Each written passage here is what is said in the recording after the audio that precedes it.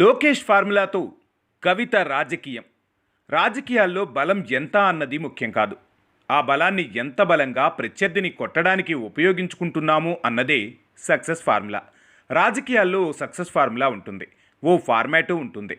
ఆ ఫార్మాట్లలో ఎవరైనా ప్రయత్నిస్తే, విజయం సాధిస్తే అదే దారిని మరికొందరు ఎంచుకుంటారు. ఆంధ్రప్రదేశ్లో నారా లోకేష్ అనుసరించిన ఫార్మాట్ను ఇప్పుడు తెలంగాణలో కవిత ఎంచుకుంటున్నారు. ఆంధ్రప్రదేశ్లో ప్రతిపక్షంలో ఉన్న సమయంలో నారా లోకేష్ రెడ్ బుక్ అని ఓ పుస్తకం పట్టుకొని ప్రచారం చేశారు. అందులో చట్టాన్ని ఉల్లంఘించిన వారి పేర్లు రాశానని, అధికారంలోకి వచ్చిన తర్వాత చర్యలు తీసుకుంటానని చెప్పేవారు.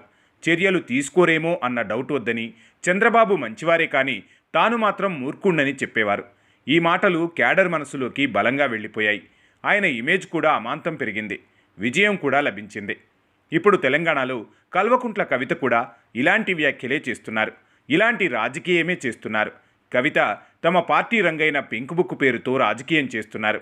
అలాగే కేసీఆర్ మంచోడే కానీ తాను కాస్త రౌడీ టైప్ అని స్వయంగా చెప్పుకుంటున్నారు కవిత తమ పార్టీ నేతలకు భరోసా ఇవ్వడానికి, ధైర్యం చెప్పడానికి, కాంగ్రెస్ నేతలను బెదిరించడానికి లోకేష్ చూపిన మార్గాన్ని ఎంచుకున్నట్లుగా ప్రచారం జరుగుతోంది.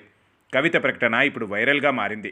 బీఆర్ఎస్ సభకు వెళ్తే ఊరుకునే ప్రసక్తే లేదని, హెచ్చరికలు వస్తున్నాయని పార్టీ నేతలు ఆమెకు చెప్పడంతోనే ఇలాంటి వ్యాఖ్యలు చేశారట.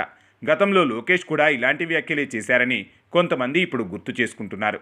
లోకేష్ తరహా రాజకీయం చేస్తున్న కవిత పాదయాత్ర ఆలోచన కూడా చేస్తే బాగుంటుందని బీఆర్ఎస్ నేతలు అనుకుంటున్నారట. అయితే ఇప్పటికే కేటీఆర్ పాదయాత్ర చేస్తానని ప్రకటించారు. వచ్చే ఏడాది ఆయన పాదయాత్ర ఉంటుంది. అందుకే కవిత ఉమ్మడి నిజామాబాద్ జిల్లా వరకు, అంటే తనకు బాధ్యత ఇచ్చిన జిల్లా వరకు పాదయాత్ర చేసే ఆలోచన చేయవచ్చునని అంచనా వేస్తున్నారు. లోకేష్ ఫార్ములా మొత్తానికి ఇప్పుడు కవిత ఫాలో అవుతున్నారు. అయితే తెలంగాణలో రాజకీయం పూర్తిగా వేరు. ఇక్కడ వ్యక్తిగత దూషణలనేవి అప్పుడూ లేవు, ఇప్పుడూ లేవు, ఎప్పుడూ కూడా ఉండవు. అలాంటిది పింక్ బుక్ పేరుతో కవిత రాజకీయం జనాల్లోకి వెళ్తుందా? పార్టీ శ్రేణులకు నిజంగా భరోసానిస్తుందా?